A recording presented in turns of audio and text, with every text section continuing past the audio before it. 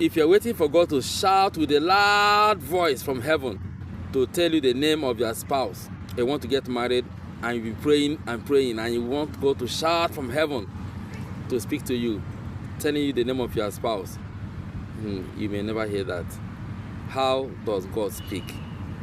How does God communicate with his people? So you got to have trained yourself to know how you hear from God. Most of the times, in fact, God mostly doesn't shout like that from heaven. God communicates with us through his word. He also communicates with us through still inner voice. God speaks with us in diverse manners. So you got to understand how you communicate with God. You got to understand how God speaks to you. Sometimes having the peace of mind about it is an assurance that God has assured you that that person is your spouse.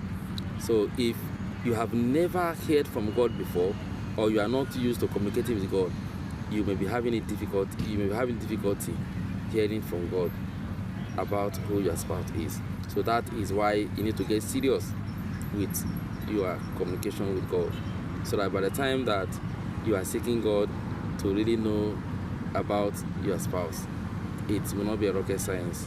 Once God speaks to you, you hear him. You know this is the voice of the Lord speaking to you. Yes, sir.